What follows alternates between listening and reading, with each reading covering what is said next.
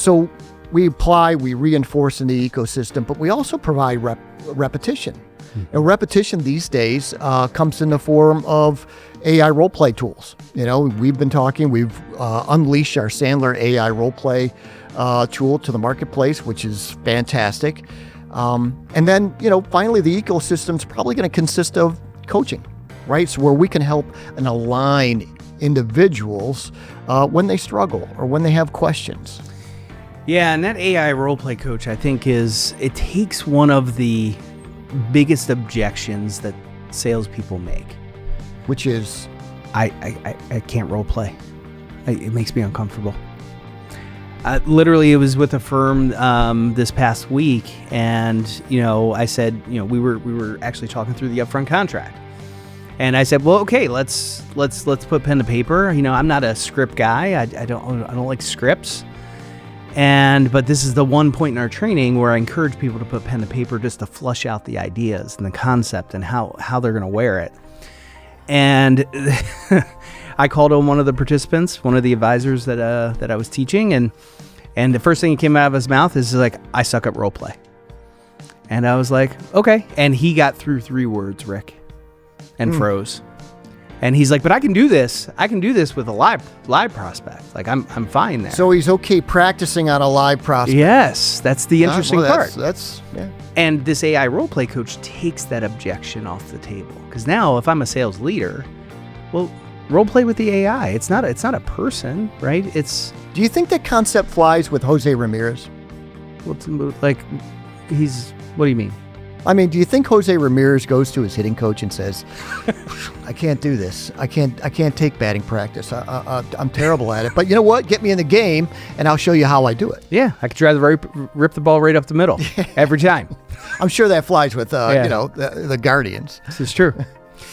But I think this technology, this tool, removes that objection, right? Because now, the salespeople can interact and interface, and whether it's in the privacy of their own home, their home office, they're in their office, doesn't matter, right? But without the fear of judgment from peers, which I think is the real problem, right? I don't want to sound inept when I'm sitting in front of my colleagues and my peers. Yeah, I mean, I think all the above applies. And, I think it was, Tony Robbins.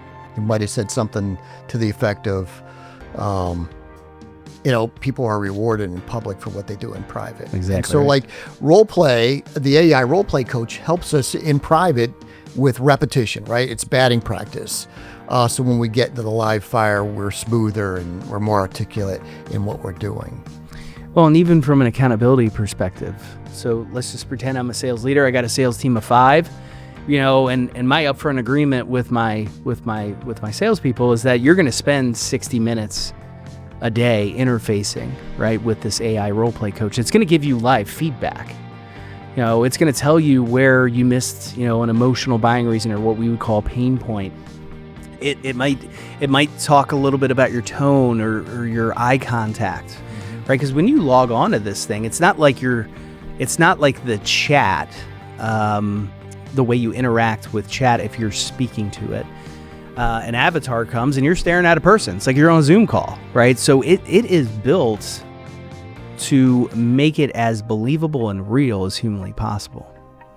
The other thing that I think that's super cool about this platform is the ability to create custom role plays, where we can build the persona of the prospective prospect, the objections that they typically hear, and then we can build the rubric around goals for that business development person, deliver a concise, clear, well understood upfront contract, quantify, right, the emotional buying reason, understand the decision making process. The options are endless. Yeah, and speaking of options, like the whole concept of building, customized role plays or rubrics, right, to be able to gauge, how well we're doing in the conversation is an interesting one, because, when we think about organizations, right,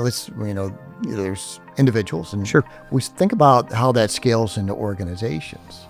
Now training, is no longer an absolute mystery for organizations. I mean, not just sales training, but even product training. How do you deliver product training? How do you transfer product training into a business development conversation? And certainly the AI role plays can even help us transfer that knowledge as well.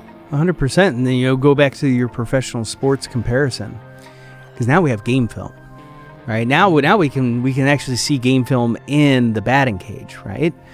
And, as a sales leader, I can go watch those recordings, right? And look at the feedback, right, of, what the AI is instructing, right? Where are the areas that need to be impacted?